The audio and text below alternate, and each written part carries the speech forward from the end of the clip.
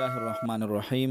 السلام علیکم ورحمۃ الله وبرکاتہ. نحمده ونصلي ونسلم علی رسوله الکریم. اما بعد، رانو قدرمنو محترم اوریدونکو، ما ته ویلی شي ستاسو دعاګان محتاج محمد داود عابد. په دغه امید چې انشاءالله العزیز روغ جوړ به. قدرمنو، څنګه چې تاسو ته پته ده چې په دغه پروګرام کې مونږ په بعضې اهمو معاشرتي موضوعګانو باندې تاسو سره خبرې اترې کوو چې په هغې کې مقصد او غرض زمونږ دا چې مونږ کوشش وکړو اول په خپله هم په دغې باندې عمل وکړو، بیا تاسو نه هم دغه هیله لرو چې تاسو هم په دغې باندې عمل وکړئ. په دغه بنیاد که تاسو ګورئ، مونږ په دغه پروګرامونو کې مختلف قسمه پروګرامونه وکړل او په هغې کې مو تاسو ته د هر چا خپل حق بیان که او دغه مو مقصد و چې مونږ په خپله هم د هغې نه زده کړه وکړو، تاسو ته هم د هغې متعلق څه خبرې اترې وکړو چې تاسو د هغې نه زده کړه وکړئ. محترمو، کوم انسان چې غواړي چې په دنیا کې زه د شریعت مطابق ژوند تیر کړم، داسې ژوند تیر کړم چې په هغې زمانه رب العالمین خوشحاله شي، د هغه پیغمبر خوشحاله شي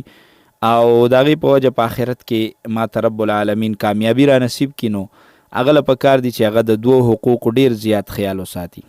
په هغې کې لومبی حق د رب العالمین حق دی، کوم ته چې حقوق الله ویلی شي، او دویم حق د بندگانو حق چاته چې حقوق العباد ویلی شي. او بیا په تیره د حقوق العباد خیال ډیر زیات ساتل پکار دی. انکار د دې نه نشي کېدی چې د رب العالمین حق په انسان باندې ډیر زیات لازمی دی. کم انسان چې د حقوق الله او د حقوق العباد لحاظ وساتي، دا انسان به کامله مسلمانی. د مقابله کې هر هغه انسان چې هغه د حقوق الله او د حقوق العباد خیال نه ساتي، نو د دې انسان اسلام چې دی هغه نامکمله دی، او دغه انسان دته په دنیا کې نه اطمینان ملاویدی شي، نه سکون ملاویدی شي، نه خوشحالي ملاویدی شي. د دنیا او د آخرت د سکون او د خوشحالۍ ژوند کې انسان غواړي باید چې هغه د دو حقوق ډیر زیات خیال وساتي.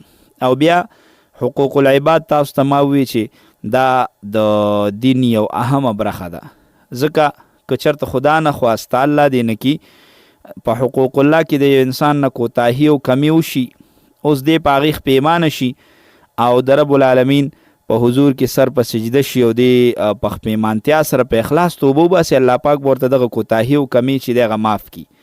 خو که چېرته انسان حقوق العباد ضایع کي، یعنی یو بل مسلمان ته ضرر ورسوي، تکلیف ورته ورسوي، هغه که مالی وي هغه که جاني وي، او بیا دې وروسته خپېمانه شي چې یاره دا مې څه چل وکړو، که دې بیا توبه وباسي نو په دغه توبه هم رب العالمین دته دغه کمی او دغه کوتاهۍ نه معاف کوي، تر څو پورې چې دی د هغه انسان خواله نیتلې د کم انسان په حق کې چې د کمی کړی دی، کوتاهۍ یې کړی دی، چې د هغه نه معافي نه غوښتې، او د هغې چې کوم حق مالی اغشتی دی چې هغه حق یې ورته نه رسولی، نو چې هغه انسان دې معاف کي، الله به رب العالمین بیا د لره معاف کوي. محترمو، دا خو ډیره د خوشحالۍ خبره چې یو انسان د حقوق الله خیال ساتي. الحمدلله مونږ مسلمانان یو، مونږ مونځ هم کوو، روژه هم نیسو، زکات هم ادا کوو، حج هم کوو، د الله پاک ذکر هم کوو، تلاوت هم کوو، دې سره سره نور چې څومره عبادات دي مونږ د هغې خیال ساتو.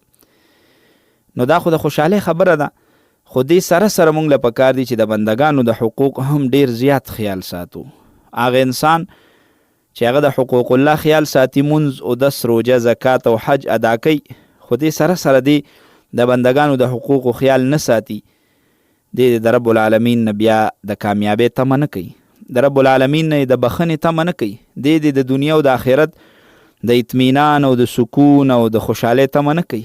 ولې ځکه کم انسان چې په دنیا کې د بنده حق ووخه، یو بنده ته تکلیف ورسو، یو بنده ته نقصان ورسو، د یو بنده مال د هغه د اجازت نه او د هغه د خوښې نه بغیر واغشته، یې په یو بنده باندې ظلم وکړه، بنده سره زیاتي وکړه، نو که دې ډېر منځګزاره شو، که دې ډېر هم ثوابي روجې مونیسي، که دې دغه شان صدقې او زکاتونه هم ورکړي، خو رب العالمین دغه انسان لره تر هغې پورې نه معاف کوي تر څو پورې چې د کوم بنده سره ظلم زیاتې کړی چې هغه راپاسي او دته معافي ونه کي. په شریعت کې د حقوق الله ډیر لوی تاکید بیان کړی شوی، خو که مونږ وګورو د حقوق العباد تاکید بیا د حقوق الله نه هم زیات ورکړی شوی دی.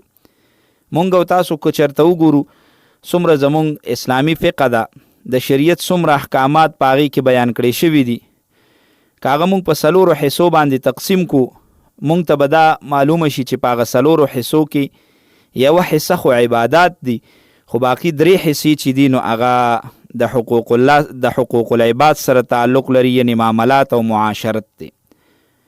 محترمو، د بندگانو د حقوق او اهمیت د دې خبرې نه هم معلومیږي چې د احکاماتو زمونږ د مسایلو کم کتابونه دي، په هغې کې که مونږ وګورو نو 3 حصې پکې معاملات دي، یعنی د بندگانو حقونه دي، او په هغې کې یو حصه چې ده نو هغه د الله پاک حقونه دي، کومې ته چې حقوق الله ویلی شي.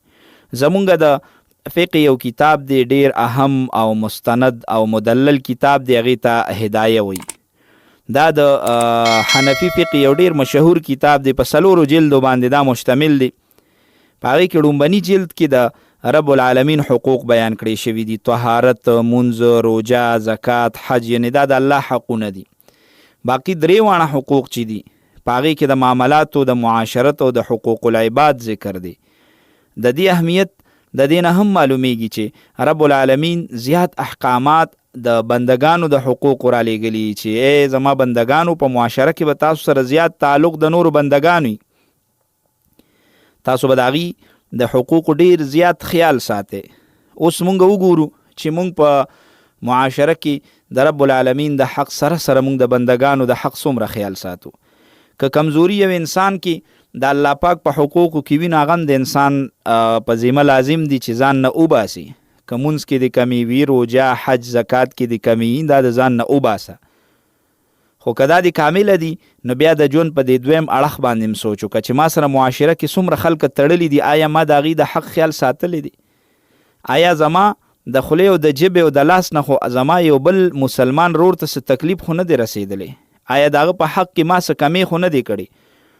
آیا ما هغه سره څه ظلم زیاتې خو نه دی کړی؟ زما د لاسه خو هغه ته څه تکلیف نه دی رسېدلی؟ محترمو، کوشش به کوم چې تاسو سره په دغه باقي پروګرامونو کې د انسانانو په حقوقو باندې، د مسلمانانو په حقوقو باندې، د رشتہ دارانو په حقوقو باندې څه خبرې اترې وکړم.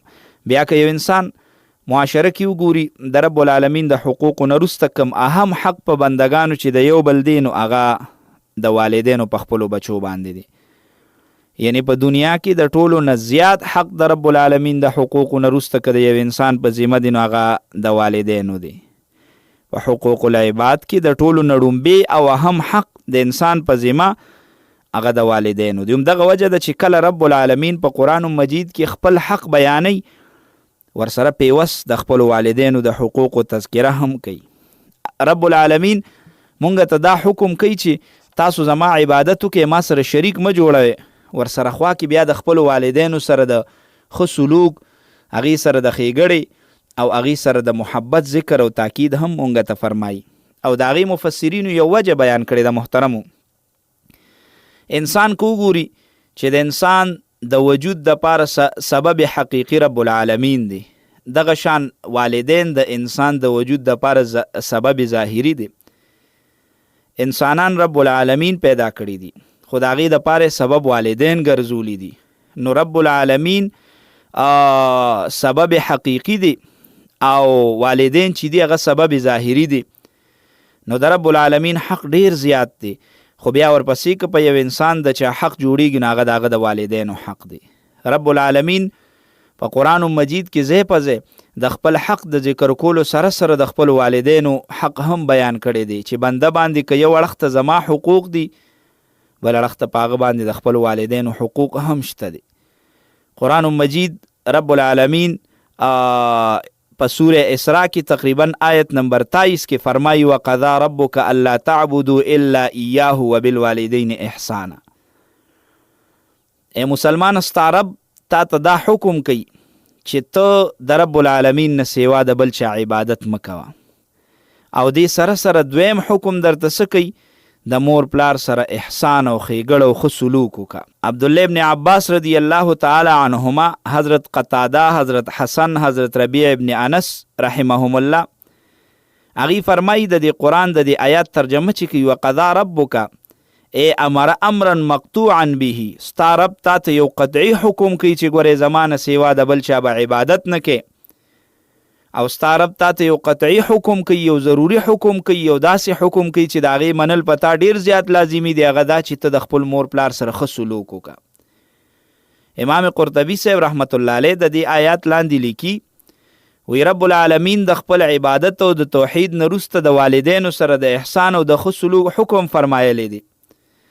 او د دې نه دا ثابتیږي چې څرنګه د رب العالمین وحدانیت دا د انسان په ذمه باندې منل لازمي دي، دغه شان د مور پلار سره ښېګړه کول دا هم لازمي دي.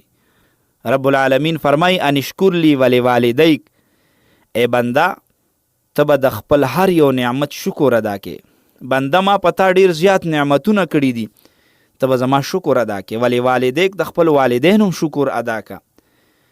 رب العالمین پتا باندې ډیر زیات احسانات کړي دي، پته ډیر زیات انعامات کړي، تاسو ډیر زیات ښېګړې کړي، داغه شکر ادا کول پکار دی. رب العالمین فرمایي چې یو وخت زما شکر پتا لازم دی، ولی والدیک د خپل والدین هم ډیر زیات شکر پتا لازم دی، ځکه هغوی هم د تا سره ډیرې زیاتې ښېګړې کړي.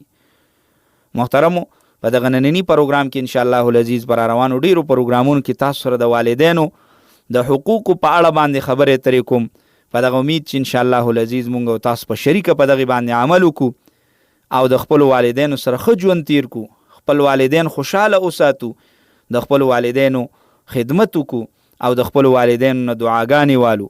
په دغه بنیاد باندې چې د والدینو د حقوقو ډیر لوی اهمیت دی او د دې نه لوی اهمیت څه کیدی شي چې رب العالمین که په قرآن کې یو وړخت خپل ذکر کړی دی نو ورسره خوا کې د یو بنده د والدینو ذکر هم کړی دی.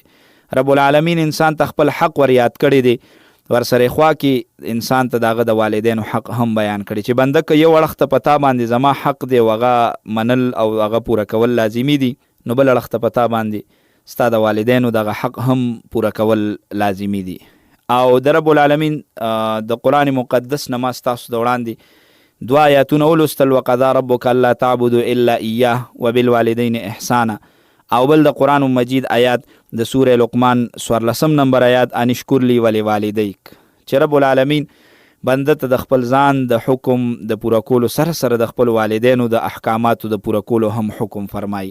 محترمو، والدین چې یو بنده په خپل ښه بده باندې پوهیږي نو د والدینو خدمت، د والدینو خیال ساتل، د هغوی سره ښه سلوک دا د دغه انسان ذمواري ګرځي. دا که نوجوان دی، دا که ماشوم دی، دا که لږ لوی شوی دی، خو د والدینو حق په بچو باندې د هغه وخت نه شروع کیږي چې دغه بچې په لږ ښه بده باندې پوه شي. پکار دا دی چې موږ خپلو بچو ته د والدینو د حقوقو بیانول کوو، یادونه کوو چې بچې ستا په ذمه باندې ګورې د والدینو دا د حقوق دي، ته به د دې خیال ساتي. بیا په تیره کله چې والدین داسې حالت ته ورسي چې د هغې ضرورت د خدمت وي، نو رب العالمین د هغې بیا ډیر زیات یو قسم تاکید فرمایلی دی، ځکه په دغه وخت کې د والدینو هغه طبیعت چې دی هغه نازک شي. هغه وخت کې د والدینو خدمت ډیر ضروری، ځکه والدین په دغه وخت کې خدمت ته زیات محتاج وي. نو پکار دی چې انسان په دغه وخت کې د والدینو ډیر زیات قدر وکړي، ځکه رب العالمین د دې د دغه کمزوري حالت متعلق قرآن مجید کې فرمایي اما یبلغن عندک الکبر احدهما او کلاهما، ای بنده ته به ډیر زیات خوش قسمته چې چرته ستا په ژوند کې د دې دواړو نه، یعنی د مور او پلار نه یو کس بوډاوالي ته ورسي یا دواړه بوډاوالي ته ورسي، نو ته به د دې د حقوقو خیال ساتي. رب العالمین دلته یو څو حقوق بیانوي. ړومبې دا وی فلا تقل لهما اف، دې ته اف قدرې مه کوه، یعنی داسې څه خبره مه کوه چې په هغې باندې ستا د طرف نه هغې ته څه نفرت یا خفګان ښکاره کیږي، ستا والدینو ته په هغې باندې تکلیف رسی. د دې مطلب هرګز دا نه دی چې اف مه کوه نور چې هر څه کې کوه، نه، مطلب دا دی چې اف هم مه کوه، نو د اف نه اوچته خبره خو به بالکل نه کې. دا ړومبې د والدینو حق رب العالمین په دغه آیات کې بیان کړي. دویم حق ولا تنهرهما، دی مه رټه. بعضې وخت کې محترمو والدین انسان ته یو داسې خبره وکړي چې هغه د دغه انسان د دغه بچي په ذهن باندې صحیح ونه لګي، نه هغه لګیا شي بدې ردې شروع کړي. رب العالمین فرمایي نه ولا تنهرهما، دی مه رټه. دریم حکم فرمایي وقل لهما قولا کریما، دی سره په نرمۍ باندې خبرې کوي، یعنی د دې سره د مینې او د محبت په لهجه کې خبرې کوه، خوږې خوږې خبرې ورته کوه. حضرت سعید ابن مسیب رحمت الله علیه فرمایي چې په داسې انداز کې ورسره خبرې کوه که قول العبد المذنب للسید الفظ، لکه څرنګه چې یو غلام د خپل سخت مزاجه آقا او مالک سره نرمې خبرې کوي. چاته پته چې زما دا مالک زما دا مشر سخت مزاجه دی، نو د هغه د سخت مزاجۍ د وجې نه دی ورشي ورسره په نرمه نرمه خبرې کوي. هسې نه که تیز ورسره وګړېږم، په تیزه ورسره خبرې وکړم، نو شاید چې دا زما مالک چونکې سخت مزاجه دی نو ما به ورټي. نو څنګه چې د یو سخت مزاجه مالک سره یو غلام په قلار قلار خبرې کوي، حضرت سعید ابن المسیب رحمت الله علیه فرمایي چې دقه شان د والدینو سره په قلار قلار خبرې کوه. څلورم حکم رب العالمین فرمایي واخفض لهما جناح الذل من الرحمه، ښکته که د دې دپاره خپلې مټې د عاجزۍ او د مهربانۍ، یعنی د دې د وړاندې په مینه او محبت او عاجزۍ سره سر ټیټ وساته، سر ټیټې اوسېږه. څنګه چې یو عاجز غلام د خپل آقا د وړاندې پیش کیږي او خپل سر یې ښکته کړي، دغه شان د خپل مور پلار د وړاندې انسان له پکار دی چې په عاجزۍ سره مخامخ کیږي. دا نه چې یو بنده د مور پلار مخې له راځي او ډېر په تکبر باندې راځي، یاره دا مور پلار زمانه ویریږي، ډېر لوی بدقسمت انسان دی. تعالی که الله پاک ډېر جاه و جلال در کړی دی، لوی عزت او مرتبه در کړی ده، شاید چې دا به د دغه مور پلار په دعا باندې در کړي.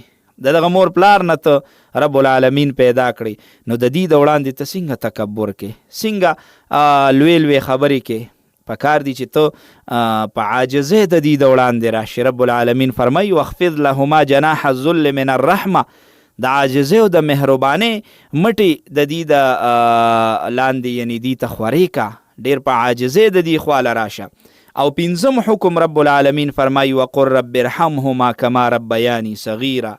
ای رب العالمین دا دعا کوه چې ای رب العالمین په دې دواړو باندې رحم وکړي، لکه څنګه چې دی په ورکوټوالي باندې زما پالنه کړې ده. کما ربیانی صغیره کې رب العالمین انسان ته د هغه د ماشوموالي زمانه وریادي چې انسانه ته نن د خپل مور او پلار د وړاندې راځي او په تیزه خبرې کې، د مور پلار د وړاندې راځي او په تکبرانه انداز او لهجه باندې خبرې کې، ته خپل مور او پلار رټي، مور او پلار ته سپکې خبرې کې. یو وخت داسې و چې په هغه وخت کې ته دغه د والدینو د خدمت محتاجه وي، یعنی هغې ستا خدمت کړی دی، هغې تا سره تکلیفونه او مشقتونه برداشت کړي دي، ستا خدمت یې کړی دی. اوس که هغې کمزوري شو او هغې ستا د خدمت مستحق شو او محتاج شو، نو د عقل او د شرافت هم دا تقاضا ده چې اوس به ته د دې خدمت وکړي، د دې دپاره د رحمت دعاګانې به وغواړې. محترمو، د قرآن مجید دغه آیات کې انسان ته د هغه د ماشوموالي ژوند را یادوي چې ته کله ماشوم وې، ستا والدینو ستا به په سر درد و، تا به دومره نه جړل څومره چې به تا سره مور جړل، ستا به په غاښ درد و، نو ته به دومره نه وي ویښ څومره چې به تا ته مور ویښ ناسته وه. ته که به لویم شوې نو دومره به تا سره د خپل ځان قدر نو څومره چې به تا سره څومره چې به ستا قدر ستا د مور او پلار سره تا ته هغه وخت نه را یادېږي چې ستا به د شپې جړا وه، نو مور او پلار به درته ناست و، بیا په خصوصي توګه مور به تا ته د کټ سر ته ناسته وه، د کټ لنګې ته ناسته وه. وخت بې وخته به ستا د صفایۍ ضرورت راته، مور به خپل ځان ټول ګنده که خو ته به یې صفا کړې.